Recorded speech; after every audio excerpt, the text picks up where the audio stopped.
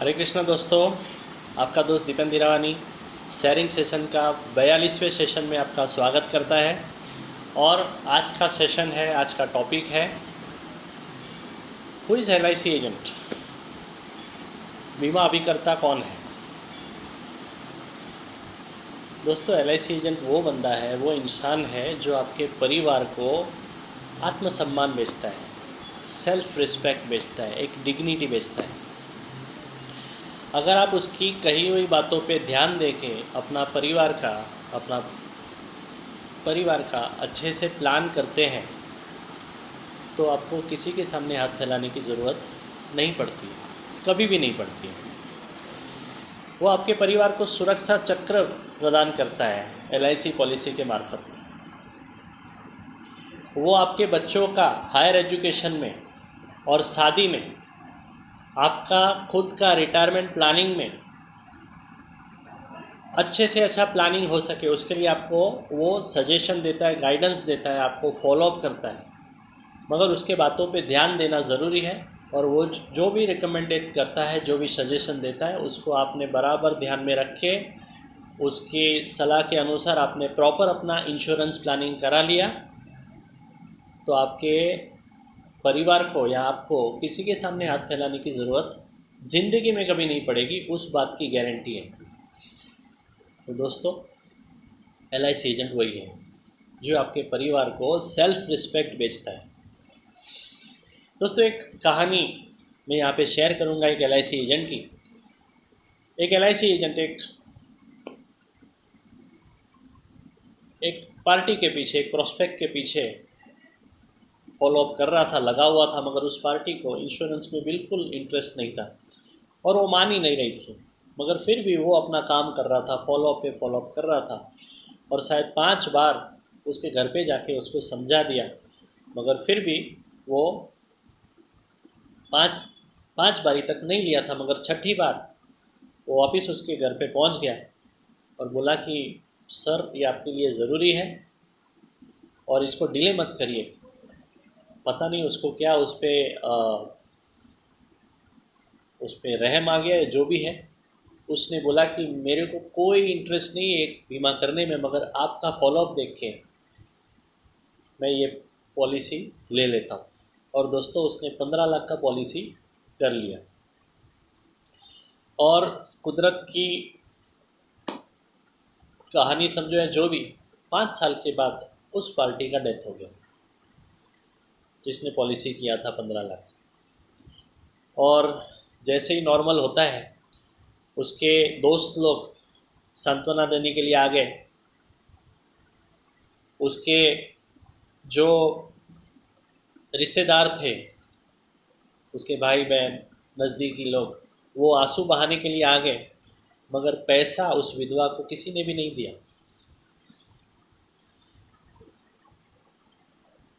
और कुछ दिनों के बाद इस LIC एजेंट को भी पता चलता है कि ये मेरे क्लाइंट का डेथ हो गया है, तो भागा भागा उस घर पे पहुंच गया और भाभी जी को बोला, भाभी जी ये कैसे हो गया। तो फिर वो उस विधवा ने उसकी कहानी सुनाई कि ऐसा हार्ट अटैक आ गया और वो भाई साहब उसमें चल बसे। बोले ये तो बहुत गलत हो गया, मगर ठीक है, होनी को कौन टाल सकता है। मगर मुझे भाई साहब का पॉलिसी का क्लेम सेटल करना है, तो उसके मुझे ज़रूरी कागजात दे दो। उनका डेथ सर्टिफिकेट, पॉलिसी सर्टिफिकेट, आपका पैन कार्ड, आधार कार्ड और आपका चेक एक दे दो। तो उसने सब दे दिया उसने, और वो फटाफट वो सबमिट कर दिया उस ब्रांच में जाके जहाँ पे उनका पॉलिसी था। और 15 दिन के अंदर वो चेक भी मिल गया एजेंट को, और वो चेक देने के लिए वो भाभी जी के घर पे जाता है। और भाभी जी इतनी मायूस हो गई थी, बोल रही थी कि वो क्या दिन थे जब ये आपके भाई साहब जिंदा थे। आज मैं बहुत ही मायूस हो गई हूँ।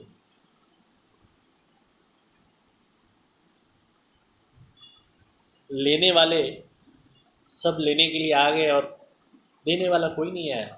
आज मेरी हालत ऐसी है अभी बच्चे छोटे छोटे 2 बच्चे हैं और शायद घर चलाने के लिए मैं नौकरी भी नहीं कर सकती हूँ, क्योंकि परिवार बच्चे छोटे हैं। मैं इनको रख के किधर नौकरी करने जाऊँ, और मेरी हालत ऐसी हो गई कि शायद आज मुझे मंगलसूत्र बेचना पड़ेगा, ऐसा मुझे लग रहा है। दूसरा कोई चारा नहीं है, कोई रास्ता नहीं दिखाई दे रहा है। और तभी उस एजेंट ने 15 लाख का पॉलिसी प्लस जो भी उसका बोनस जमा हुआ था, तो एक 20 लाख का चेक उस विधवा के हाथ में रख दिया। और दोस्तों, उस विधवा की आंखों में वो चेक की रकम देख के विधवा की आंखों में आंसू आ गए और वो हाथ जोड़ने लगी। वो बोली, भाई साहब, मैं आपका शुक्रिया अदा कैसे करूं? मुझे शब्द नहीं मिल रहे हैं। मेरी हालत ऐसी है कि मुझे आज मंगलसूत्र बेचने की बारी आ गई थी, मगर ये 20 लाख का चेक आपने देकर मेरे पे जो मेहरबानी की है, मेरे पे जो उपकार किया है, उसके लिए मैं आपकी बहुत बहुत शुक्रगुजार हूँ।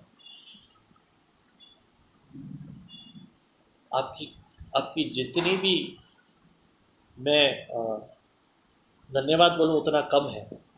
तो एजेंट बोलता है, भाभी जी, इसमें मेरा मेरा क्या है? मैं तो भाई साहब को धन्यवाद करिए कि उन्होंने आपके लिए इतना बीमा करके रखा है, जिसकी वजह से मैं आपको ये 20 लाख का चेक छोड़ के जा रहा हूँ।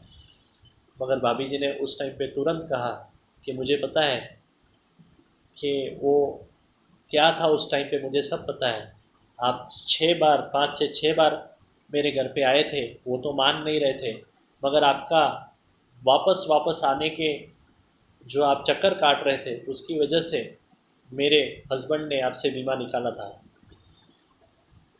तो उसमें आप अगर वो फॉलोअप नहीं करते थे, बार बार नहीं आते, तो शायद उन्होंने बीमा नहीं निकाला होता था।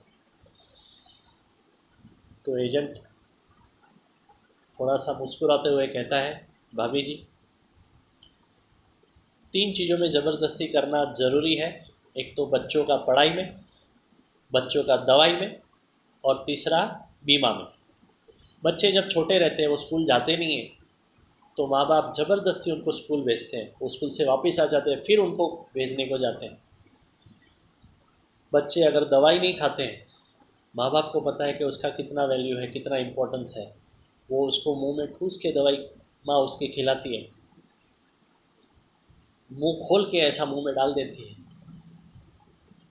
तो वैसा ही बोले, हम इंश्योरेंस एजेंट भी वैसा ही करते हैं। किसी को इंश्योरेंस करना नहीं है, क्योंकि उसका वैल्यू उसे पता ही नहीं है जब भी वो ज़िंदा है। वैल्यू तो उस विधवा को पता चलता है जब भी वो मर गया है। एक इंश्योरेंस की वैल्यू उस विधवा को ही पता चलता है। तो हमारा ये फ़र्ज़ है कि हम उसके पीछे पड़ के उसको पॉलिसी हम देते हैं, और जिसकी वजह से आपका घर चलता है। तो 3 चीज़ों में ज़बरदस्ती करना बहुत ज़रूरी है दोस्तों। यही है, आपका जो भी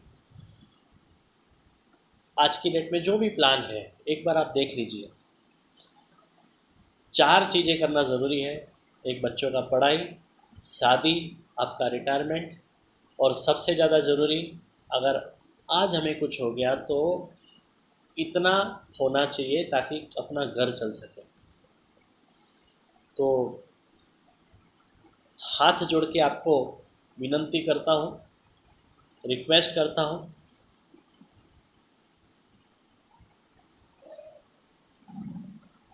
मैं आज इसके लिए हाथ जोड़ रहा हूँ कि आपके परिवार को किसी के सामने हाथ न जोड़ना पड़े अगर ऐसा कुछ अपने साथ हो जाता है दोस्तों। तो ये हमारी रिक्वेस्ट है कि बीमा होना बहुत ज़रूरी है दोस्तों। बस यही चीज़ है। बस इसी वाक्य के साथ आज का शेयरिंग इधर ही समाप्त करूँगा। कल वापस एक नए टॉपिक के साथ में मिलेंगे। तब तक के लिए हरे कृष्णा, हरे कृष्णा।